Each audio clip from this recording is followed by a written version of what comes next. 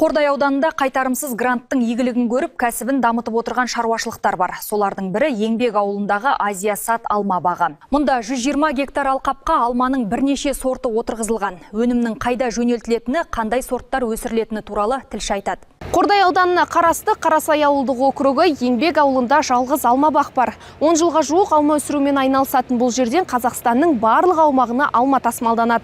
Оған қоса көршілес Қырғыз еліне де экспортталады екен. Айта кетейік, өңіріміздегі мұндай кәсіпорындар жұмыс тапшылығын азайтады.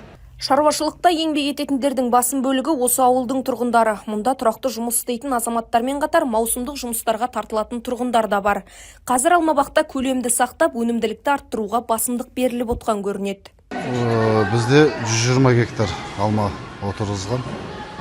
5 түрлі сорты бар. Жұмыс істеп атқанымызға 9 жылдай болды.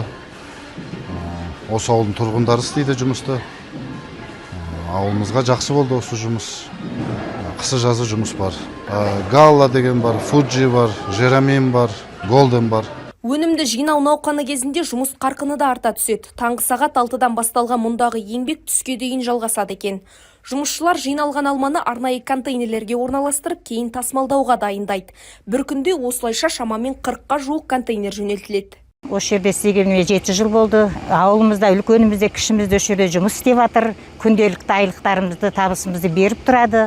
Бір күндік жұмысымыз таңғы сағат 6-тан басталады. 1 сағат обед, содан 2-ге дейін жұмыс істейміз.